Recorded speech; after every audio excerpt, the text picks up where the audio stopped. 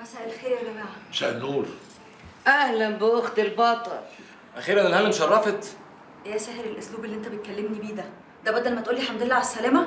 وليكي عين كمان تتكلمي حقا يعملوها ويخيلوا. لو سمحت يا ماما، انا ما وجهتش كلام لحضرتك، انا بتكلم مع جوزي. اتكلمي بادب واعملي حساب لوجودي. معلش يا ساهر، الهانم نسيت ان انت ابني قبل ما تكون جوزها. انتوا ليه مصرين تعاملوني المعامله دي؟ هو انا قتلت لكم قتيل؟ لا يا حبيبتي، انت ما قتلتيش قتيل، بس اخوك البطل اللي انت رحتي حفله تكريمه هو اللي قتل لنا قتيله. عصمت مش معقول الكلام ده يا عصمت. اخرس خالص ما اسمعش صوتك، واتفضل خش نام جوه يلا. حاضر حاضر اتفضل. حاضر. انت ايه اللي وداكي حفله التكريم من ورايا؟ اولا لو كنت قلت لك ما كنتش هترضى، ثانيا دول اخواتي ولازم اشاركهم فرحتهم في يوم زي ده. بنت اصول بصحيح وتعرفي الواجب كويس قوي. انا برضو متربيه ومش هرد على حضرتك. انا راجعه تعبانه وداخله اوضتي.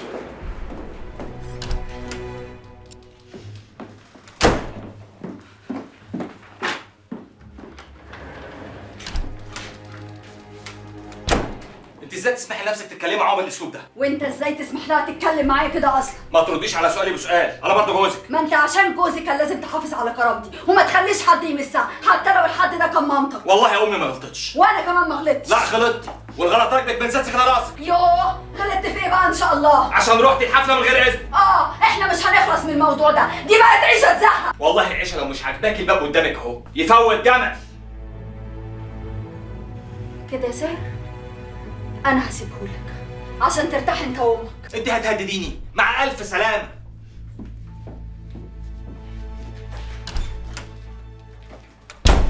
لا يا ماما، ده مش ساهر اللي انا اعرفه، ده اتغير معايا 360 درجه.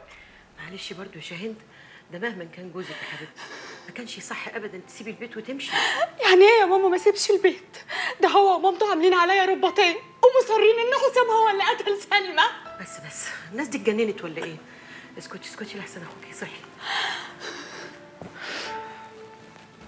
يا شاهند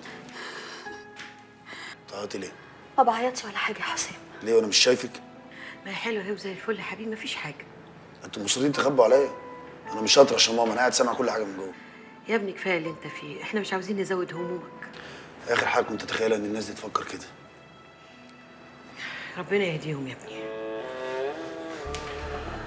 شاهند انا هاخدك ونروح لهم واقعد معاهم بنفسي وافهمهم كل حاجه، بس على الله يفهموا. تعطيش. ربنا يخليكم لبعض. يا رب يا سعادة الباشا أكون عملت المهمة زي ما أنت عايزها. انت عملت اللي عليك وزياده يا طاهر، ومن بكره ان شاء الله تقدر ترجع شغلك تاني في البوفيه عندنا في الاداره. بوفيه؟ بوفيه إيه يا سعادة الباشا؟ ده أنت سيادتك موعدني إنك تثبتني على درجة. وانا عندي وعدي، بس عندنا مشكله صغيره. مشكلتي إيه دي؟ ما ينفعش اثبت واحد بصماجه يا طاهر. بصمجي إيه يا باشا؟ بصمجي إيه تف من بقك؟ داني معايا إعدادية. ما تنفعش، يا اما مؤهل متوسط يا اما مؤهل عالي. إيه الحاجات الغريبة دي؟ يعني هو بعد ما شاء ودوه الكتاب؟ بقول لك يا طاهر انا مش ناقص وجع دماغ، روح ذاكر خد لك شهاده وارجع لي، وانا عندي وعد ليك هثبتك ومكافئتك محفوظه. طب يعني يا باشا سيبك من موضوع الشهادة، خلينا في المكافأة. كام؟ باكوين. باكوين ايه؟ 2000 جنيه يا طاهر. 2000 جنيه ايه يا باشا؟ ده قبل خصم الضرايب. هي كمان فيها ضرايب؟ حق الحكومه تاخده ولا ما تاخدوش؟ لا تاخده. تاخده يا باشا، ده أنا عينيا للحكومة، وإذا كانوا مزنوقين في المبلغ خلوه لهم. انت هتجبع الحكومه يالا؟ لا مش هجبي على حد يا باشا، بس يعني بصراحة المبلغ ده قليل قوي. ده ما يجيش حق الشاي والقهوة اللي أنا شربتهم، ما يجيش حق المواصلات والتليفونات اللي أنا هريت نفسي فيه. شكلك هتوجع دماغي. يا باشا قوم سعادتك. عندي خبر ليك مش كويس. معتز تعيش انت. ايه؟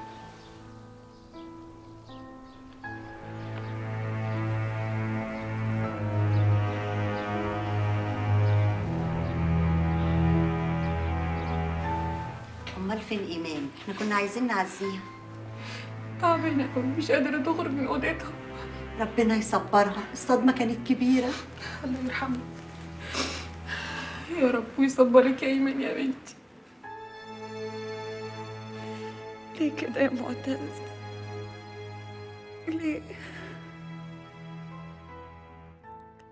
سبتني انا وملك لمين؟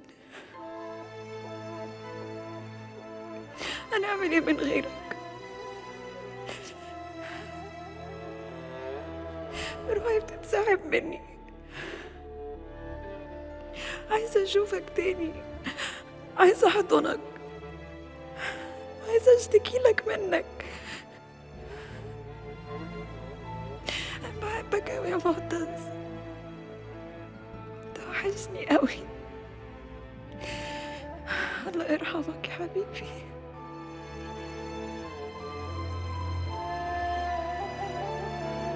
الله يرحمك.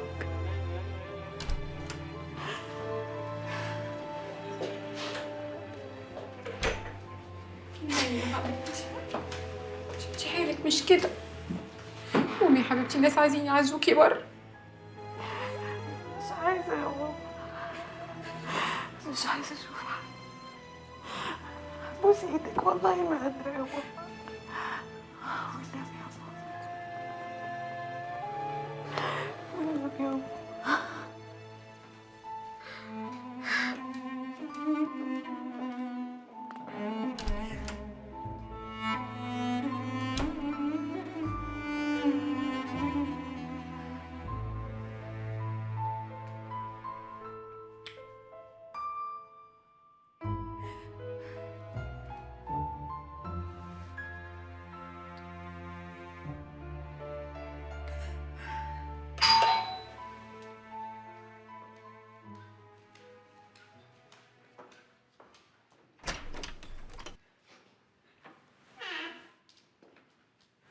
بقال الله يا فندم. حياتك البائس، نقيب محمد الهلالي يا اخويا. ده في حياتك يا فندم. حياتك البائس، اتفضل. يا ترى نقدر نعزي مدام ايمان؟ إيمان منهارة من ساعة اللي حصل، قافلة عليها أوضتها ومش بتطلع خالص. خدت حقنة مهدئة ومفيش فايدة، كل ما أدخل عليها ماسكة صورته وبتكلمه. ربنا يصبرك يا إيمان. ربنا يصبرنا كلنا. هي دي بنت معتز مش كده؟ أيوه، اتيتمت بدري.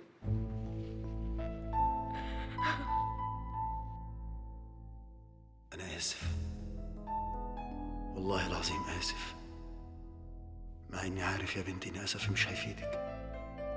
متأكد إنك لما تكبري وتعرفي إن أنا كنت السبب في حرمانك من أبوكي هتلعنيني 1000 مرة، مش بعيد تفكري تقتليني، وهيبقى عندك حق إن أستاهل أكتر من كده.